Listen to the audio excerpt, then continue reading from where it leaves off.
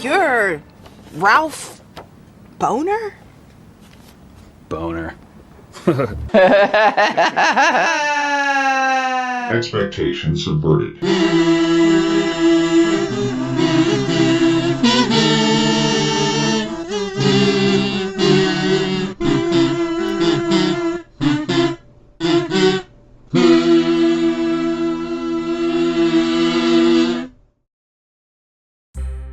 No, I did not have a single theory about how the show was gonna end or who Evan Peters was gonna end up being, so you can save your strawman chanting, you only say it's bad because Jack Schaefer subverted your expectations, because I had none to begin with, you insufferable MCU stans. Now that that's out of the way, let's dive in. Why can Wanda walk around without being arrested? She was a fugitive on the run before being snapped away, and Jimmy Woo makes it clear that the Accords are still in effect. But that's in direct violation of Section 36B of the Sokovia Accords. Oh, Endgame and Falcon and the Winter Soldier fuck this up as well, but just because it happens in other places does not excuse it being an inconsistency. A bit of world building explaining why Team Cap no longer has to fear imprisonment wouldn't have been so hard, would it? And is it just me, or does the mere premise of this show feel like a contradiction to this line in Endgame? You know, I wish there was a way that I could let her know that we won. She knows. We both do. I can't be the only one who read this as Wanda coming to terms with Vision's death after winning the war and realizing it was necessary. Or did no one ever tell her this scenario was the only one where they undo the snap out of 14 million? Now, don't get me wrong, there are big issues with the way things played out in Endgame, and just because a character says it was the only way it could have happened does not excuse the bad writing. But if we're going off of what the previous narrative established, Wanda should know by now that Strange let Thanos take the Time Stone and go to Wakanda because There was no other way. if fucking Darcy was told really specific details about that day, then an Avenger that was actually involved in the conflict should have been informed too. Okay, whatever. No need to get hung up on this because I have no solid backing, right? Besides, even if she was at peace, her grief was reignited when she saw Vision's broken body and his house plans. Right?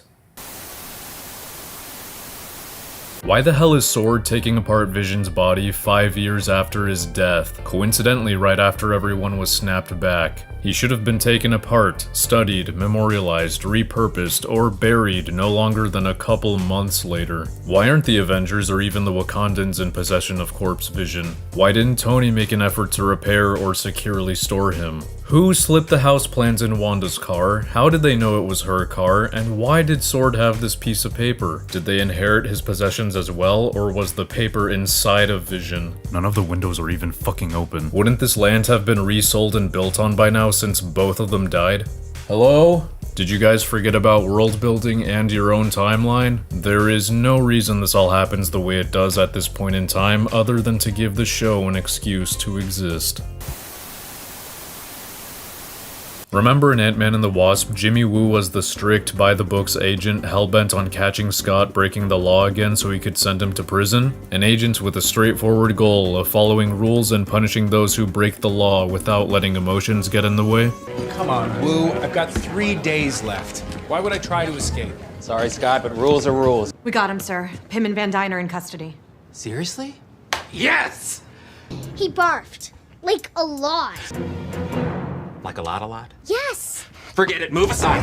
Then why is Jimmy upset when Hayward brings up the fact that Wanda was against the Avengers at some point and caused collateral damage? Jimmy never gave a shit that Scott never hurt anyone when trying to help Steve stop Zemo from doing more despicable shit, which was already public knowledge by the time of the house arrest. Priority upload from Berlin police. The fake doctor is actually Colonel Helmut Zemo. After a terrorist attack at the United Nations a week ago, the suspect has since been apprehended. Jimmy doesn't care what the intentions or circumstances are in the event of a crime. Scott was an accomplice to aiding a fugitive. Jimmy should be furious that a powerful magic user physically and mentally enslaved thousands of people and put a barrier around them. But it's been 5 years since Ant-Man. It makes sense that he's different now. Yeah. Jimmy Woo never goes through an arc that establishes or even hints that he'd take things easier now. By the end of the movie, he's still eager to arrest trust Scott again someday. I'm not saying it should be impossible for Jimmy Woo to have a change of heart. I'm saying it's not shown, and the 5-year time jump is not an excuse to skip over character development, just like it wasn't for them. At the end of the season, Jimmy's got a smile from ear to ear for getting promoted and says nothing about Wanda's escape.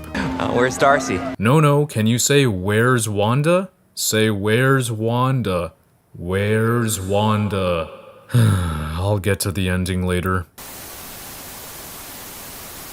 Vision is an unheroic dumbass in these scenes. He disables the mind control of multiple people, and to calm them down, he just puts them under agonizing pain again, instead of keeping them free and banding a bunch of them together to confront Wanda. Why do this? Because they were being a little loud? Also, how does this work on Agatha if she's doing her own thing and has just been playing along? The visual effect happens, but Agatha isn't actually under mind control, remember? Do you want me to take that again? Should we just take it from the top? And she has no idea that Vision can even do this. By the way, why the fuck would she ask her that? The people under mind control aren't able to break character, and she knows this. So she's just exposing herself for no reason. Oh, there actually is a reason, you see. It's a little mystery box for the audience to speculate on, but at the cost of consistency. Also, Agatha came out here in her car because... why? Was she hoping Vision would decide to go explore and got astronomically lucky that he spotted her car and decided to approach her? I don't know how I did it.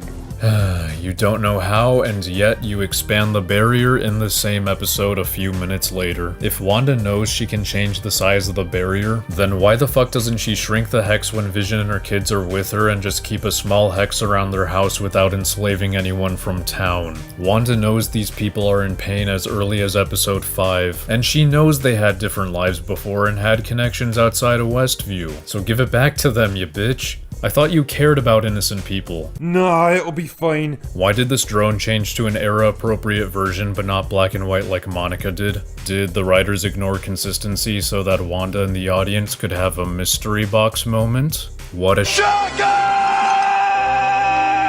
How is Monica free-thinking when she goes into the hex twice? How about the beekeeper? When Wanda expands the hex, the sword agents and Darcy physically and mentally turn into a circus crew. At some point, Monica wants to go through the barrier a 3rd time, even though she's aware she could just be put under full mind control, which she describes as excruciating, terrifying, a violation. But she just says, nah, it'll be fine. Wait, why do they say she was being mind controlled, and how does she know what it feels like if she wasn't mind controlled? She was playing along with it because she broke character. Can you keep track of your own show, please? Anyway, Monica is even told that contact with the barrier is rewriting her fucking cells, and who knows what horrific abnormalities or life-threatening side effects she could get from this. Oh, she still does it and gets generic superpowers and a magic energy wave detection bullshit plot device so she can immediately figure out what's mind-controlling Pietro. Which, by the way, why is it only because of an easily removable necklace? Is this supposed to be how Agatha gives Pietro super speed too? Wait, Agatha can give people superpowers? What are the limits to this? Can she give herself super speed and other powers? Whatever. We all know this random superpower bullshit was done just so she can start fighting crime alongside Captain Marvel in her sequel. Then there's the entire finale, but I'm saving that for its own section, so moving on. I swear, Agatha and her backstory only exist to have an unnecessary reason to call Wanda by her comic book hero name. Remember when Natasha and Carol never had an origin for their hero names? And one day other characters quickly mentioned them and no one gave a shit? Black Widow released Hydra files to the public. I got a hot date with Black Widow coming up. What about Thor? Off-world. Captain Marvel. Don't invoke her name. They kind of make this clear when they have Hayward Force in the question. Back up, Jimmy. Does Maximoff have an alias? No, sir. No funny nickname? Not a one. Anyway, I guess the reason why the Hydra experiment was successful on Wanda is now because she was coincidentally the chosen one all along. And not because her sheer hate and will to get revenge on Tony Stark was so strong that the stone didn't kill her like Ultron tricked us into believing. We wait for 2 days for Tony Stark to kill us. I wondered why only you two survived Strucker's experiments. No, I don't. And the reason the bomb never went off was because she used a probability hex despite not knowing what that is or that she could do that, and not because the bomb was defective. Mary Sue? But now what about Pietro? If Wanda was just randomly born with the same powers as some witch cult and is prophesized to become evil, confirmed by the fact that the Mind Stone gave her a glimpse of the Scarlet Witch, then where the fuck did super speed come from for her brother? Why does he have a completely unrelated power and not the same ones she does, or just none at all? What did he see when he touched the stone? Is there like a cult of speedsters out there too, and Pietro was coincidentally born as one of them? By changing Wanda's origin, there is no longer a linear connection between hers and Pietro's, and personally, you've lost my believability and investment. You see how this retcon is pointless and retroactively creates unanswered questions for a movie from 6 years ago? Speaking of super speed, why does Tommy get it if Pietro wasn't born with powers like Wanda was? If we're going off of the fact that Pietro obtained his power purely from the Mind Stone when he was in his 20s due to the show forgetting to retcon his origin, then it should be impossible for Wanda's genetics to carry a super speed gene. Oh, Tommy got super speed in the comics, you see, and comic accuracy obviously means good writing. Monica is being held hostage by Pietro. She looks at some papers and finds out his true identity. You're Ralph Boner?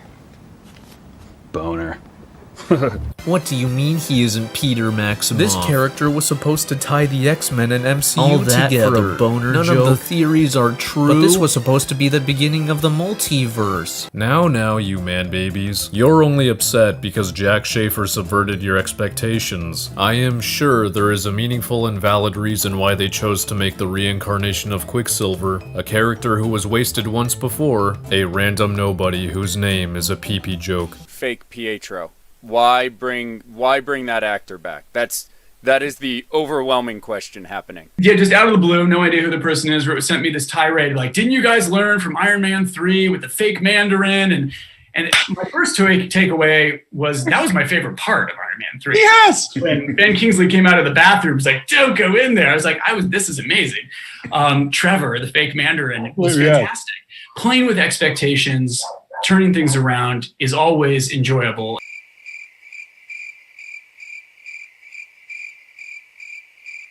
Oh god, there isn't. She actually just Rian Johnsoned the shit out of Pietro.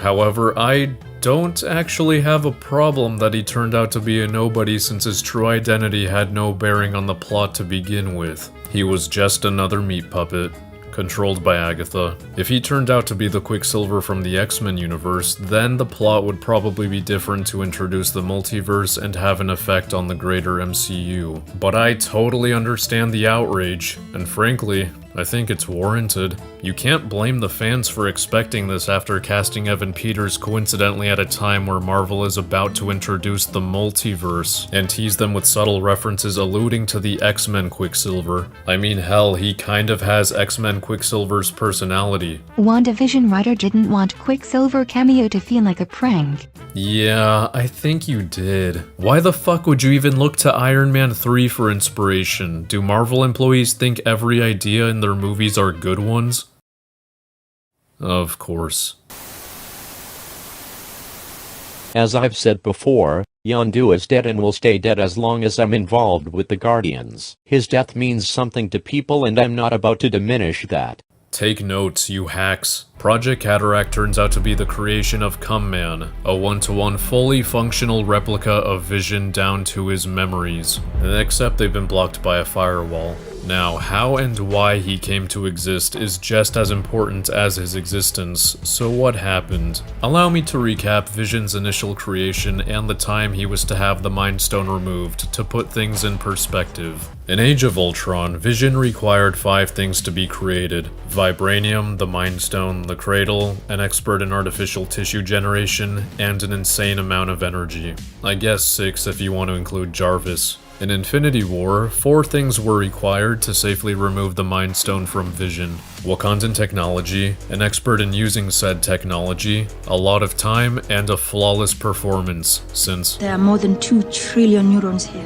One misalignment could cause a cascade of circuit failures. Got it? Apparently, Cum-Man was made from corpse vision, so at least we understand that they didn't start from scratch. The beginning of this show takes place 9 days after Wanda witnessed Sword taking corpse vision apart. In that scene, we can see that Vision is in shambles. The way he's being taken apart appears messy and unorganized, which is understandable since no one's ever dealt with the inner workings of an extremely sophisticated vibranium android before. Because he still has the hole in his head, we can conclude that this is the first time Sword is taking apart corpse vision. 9 days before Cum-Man went online. 9. Then we get this lovely exposition, aka massive issue, from Hayward. We took this thing apart and put it back together again 1,000,000 times. Tried every type of power supply under the sun. And then to power him up, Sword somehow extracts Wanda's magic energy waves surrounding a drone she disabled like a day ago. And the energy waves have somehow remained around the drone this whole time, and it's enough to bring Cum-Man to life. Oh, and remember that the whole point of Cum-Man's creation was to neutralize Wanda and destroy Vision? Sword didn't even know that Wanda was a threat and inside Westview with Vision until Darcy and Monica made those discoveries. About 2 days ago. Meaning, Sword rebuilt Cum-Man 1,000,000 times, tried every power source, ended up flawlessly reconnecting every wire and internal component with 0 misalignments, successfully filled the hole in his head with no access to extra vibranium, restored and blocked his memories, created a laser weapon powerful enough to take on the fucking Mind Stone, and gave him the ability to fly and phase. Without Wakandan technology, the Cradle, the Mind Stone, or help from anyone with significantly more knowledge on anything. In 2 days. Goddamn, that's beautiful.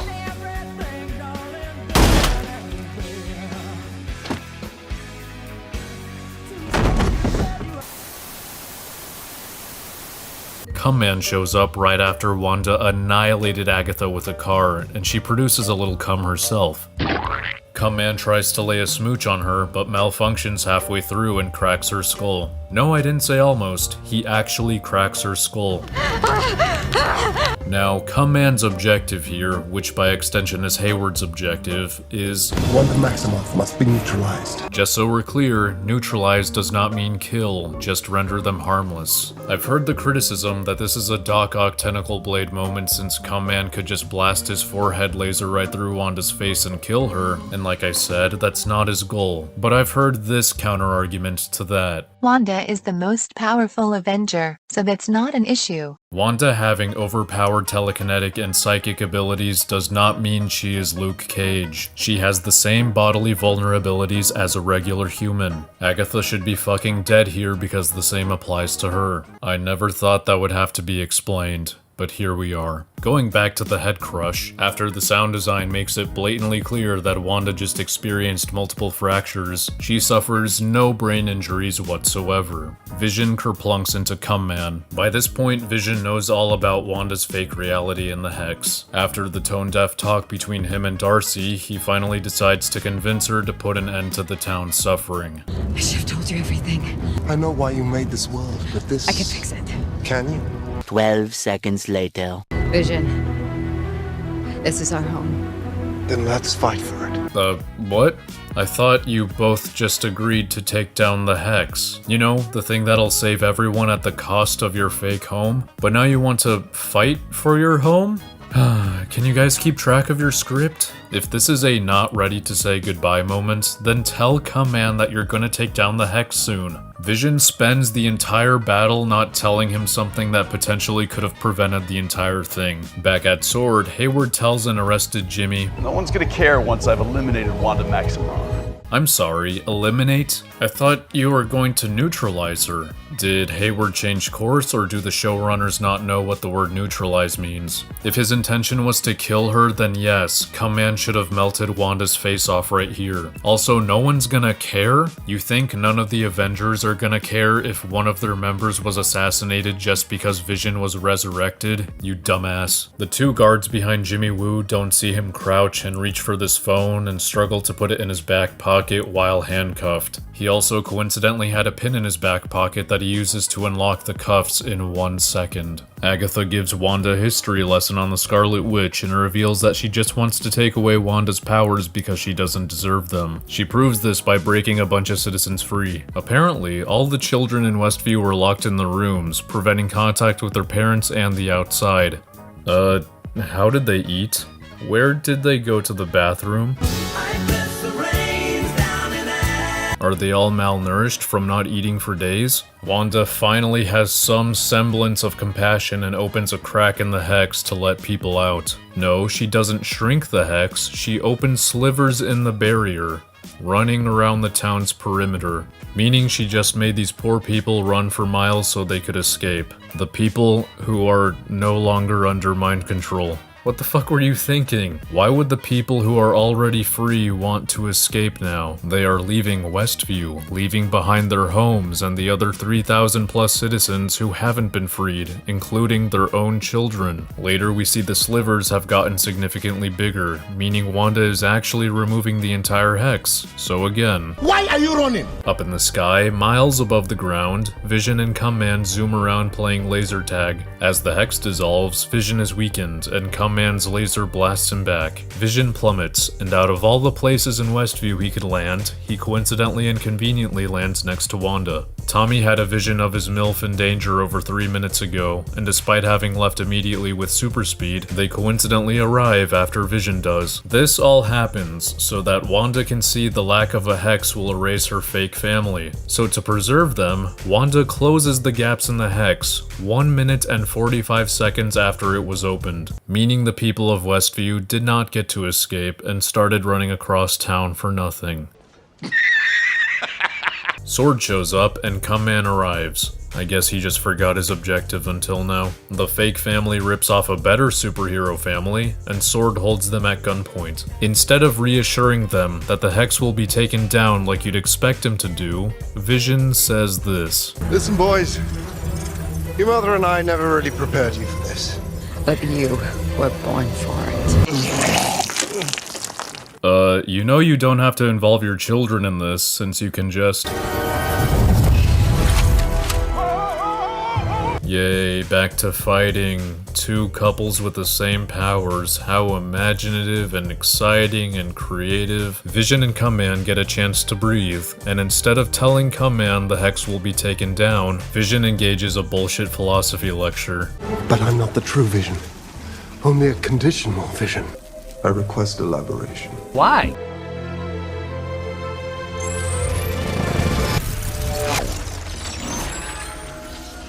I am Vision.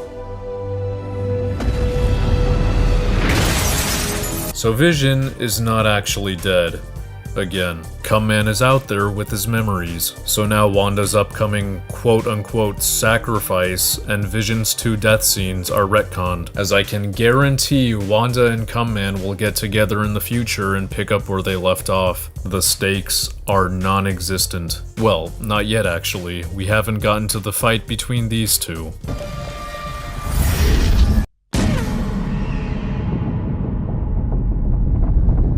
Wow, that's quite a neat trick. Where'd she learn how to do that? Oh, right, she didn't. So if she could just pull it out of her ass, then why hasn't she done it before? Would have been pretty useful in Civil War to avoid getting arrested, don't you think? Hayward decides to shoot 2 fake kids with superpowers for no reason. Actually, I have no idea what he was shooting at, because Monica shows up out of nowhere and stands in between them, taking all the shots.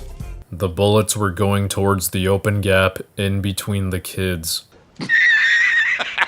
Actually, one bullet accidentally goes towards Billy, and Monica stares at it as it flies by her. I say again, Monica tracks a bullet from a gunshot with her eyes. Monica has super speed.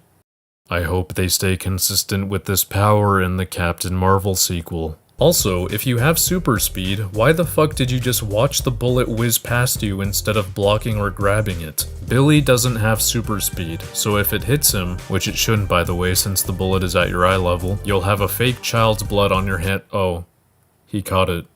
Billy was able to see this bullet going towards him and react to it. Billy has super speed. You get super speed. You get super speed. Everybody gets super speed. The shot of Monica turning around makes me want to cry. The bullet and Hayward are to her left, with the bullet being at boob level, even though it flew past her on the right at eye level.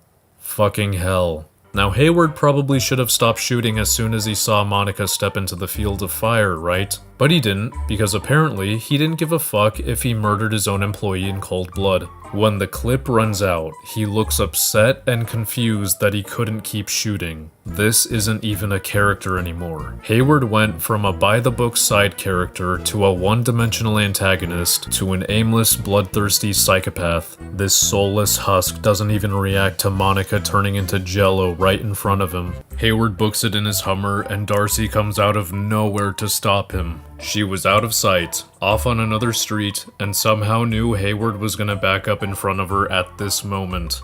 God, forgive me.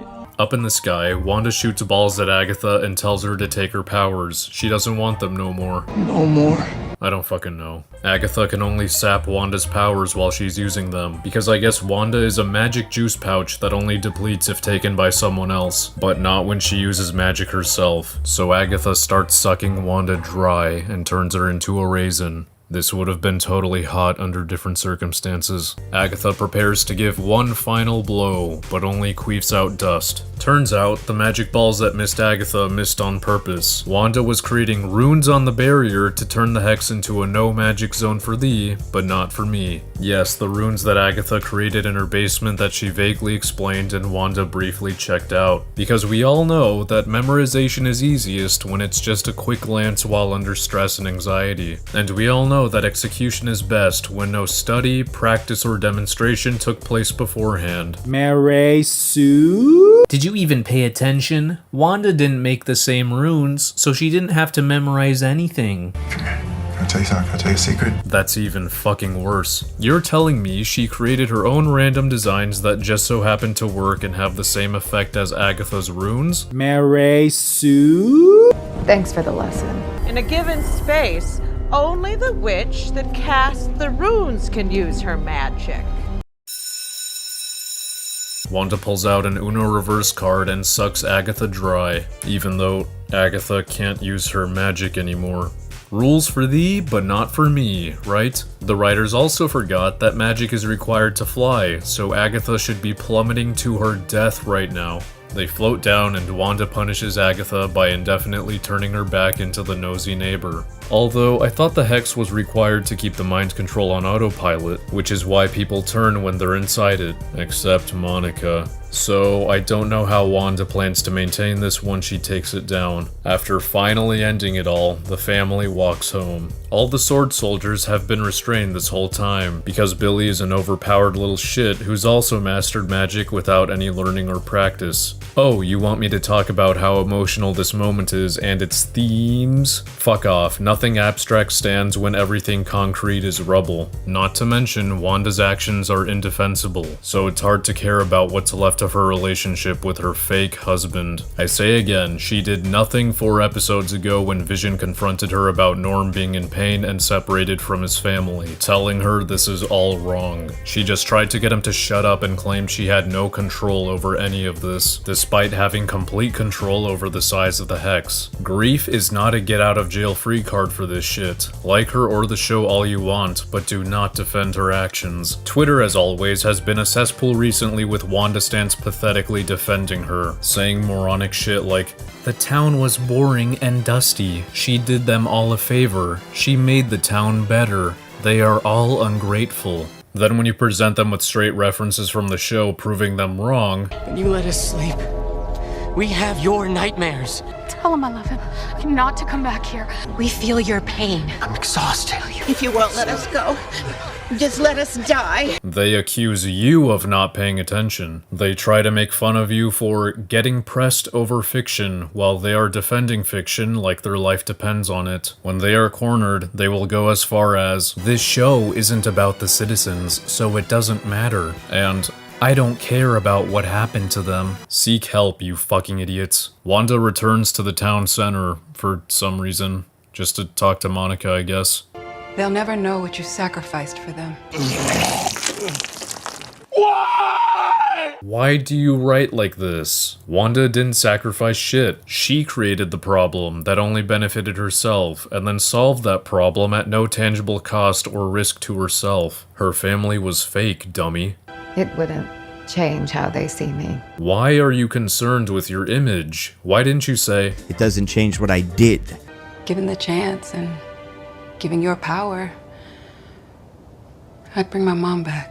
holy fuck, are you saying you also would have enslaved people to bring your mother back, you psychopath? There is a lesson to be learned here, and you completely ignored it.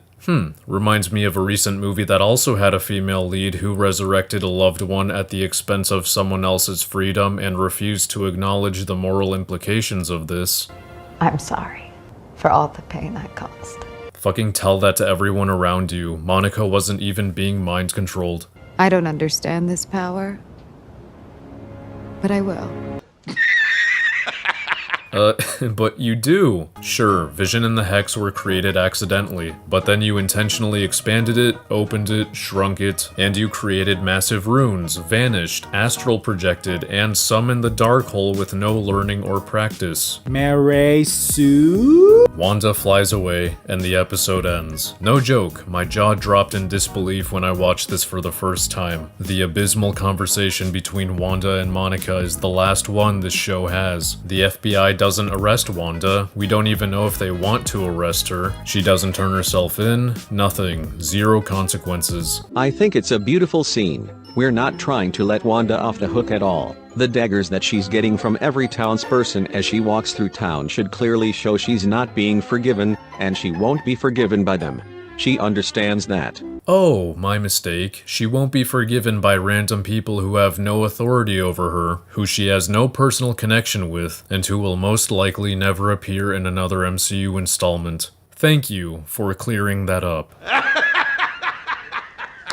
She fucks off to the middle of nowhere and conveniently finds a cabin to live in. I guess if she wanted to, Wanda could just summon another Hex where she is right now. In fact, why doesn't she do this now that she's all alone? What an asshole move to these people to not do it in the optimal circumstances. Or why not just pull another spell out of your ass that allows fake Vision to exist without a Hex? You can do this with Agatha apparently, so might as well try. She reads the Darkhold because... why? I thought you told Agatha. But I don't need you to tell me who I am. Agatha was parroting what the Darkhold says about the Scarlet Witch, and after telling her to fuck off, you embrace the suit and proceed to read about what Agatha was telling you. What the fuck? Also, the Darkhold is in another language, so how are you even reading it? Well, at least Wanda finally came to terms with letting go of her family. Again. I mean, Vision will return in the form of Cum-Man, of course, but at least her fake children are gone, and I can't wait to see Wanda struggle with issues other than family and grief in Season 2.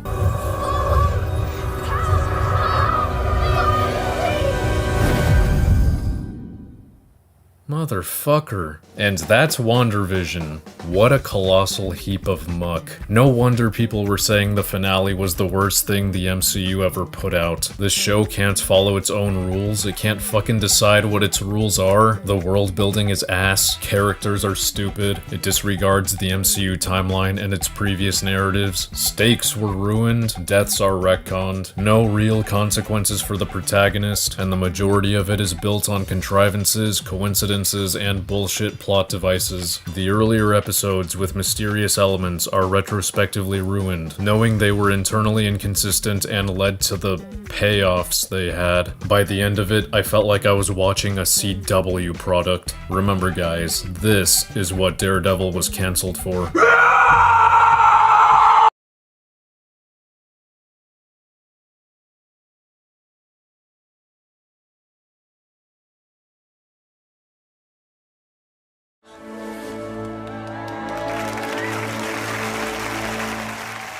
Who's a popsicle? You fucking know who he is. You were there for his birth.